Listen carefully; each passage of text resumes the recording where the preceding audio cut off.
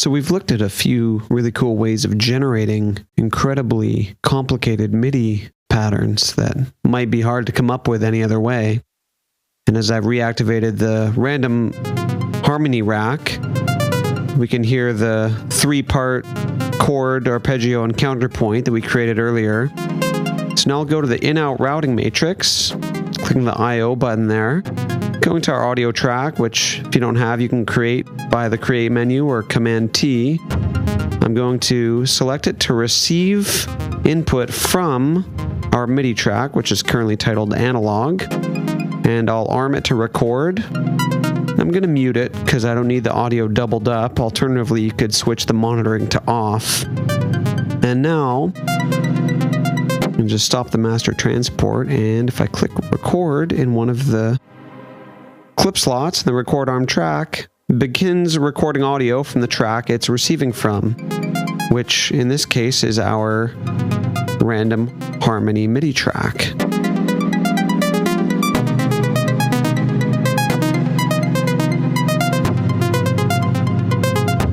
And here you can see a nice stereo waveform recording all the random generated MIDI notes that we've got from the other track.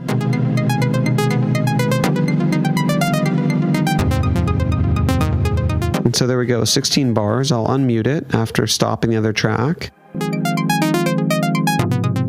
Now we can manipulate it in ways that one may only be able to do with audio.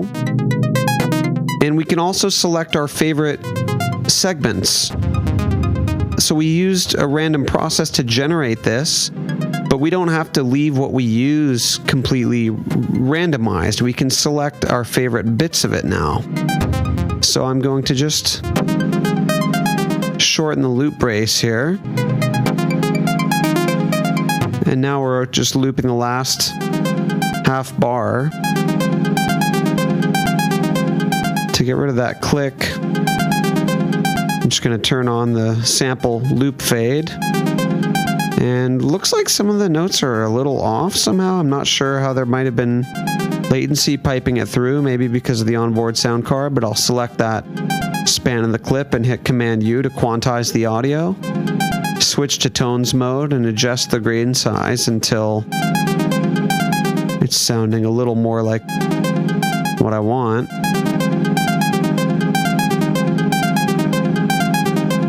And let's grab an auto filter. Just tame it a little bit, just tone it down a little. Now we've got this captivating half-bar loop with the undertone of the chord and the overtone going there. So now I'll duplicate the clip and move the loop brace around on the second version. So we've got a separate half-bar going. Wasn't particularly compelling, so I'll try a different half-bar segment, moving the loop brace again on the duplicated clip.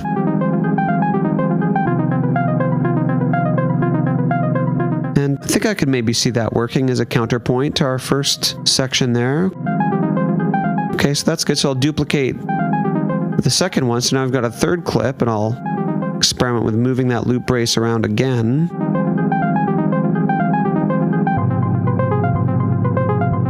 Again, it's not quite so special, but let's move it around till we strike gold here. Also, might as well explore with different loop brace lengths. So now we have a 3/4 thing going.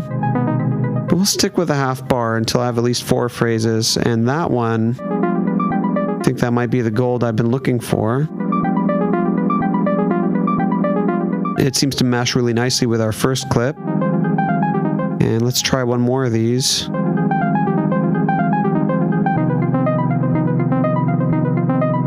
Bound to be a fourth one that fits the theme that seems to be emerging here.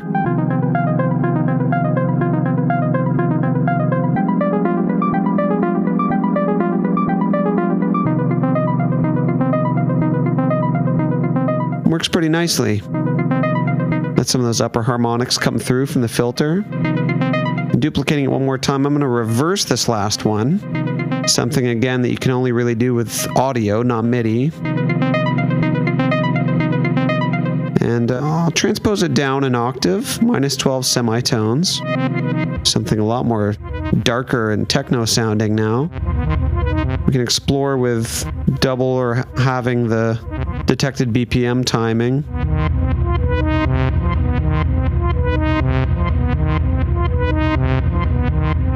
So now I bet if we filter that down, we have a nice dystopian reverse loop there. So I've renamed it Reverse Low, and I'll rename the track Capture. We captured our audio there. And our 4 clips that go together, I'll just number them 1 through 4, so I know they're part of the same situation there. And the reverse low, I'll drag one spot down to differentiate it from the 4 clips that sort of go together, the 4 half-bar clips, but also that moving it down will come in handy with the follow actions, which we'll look at later on.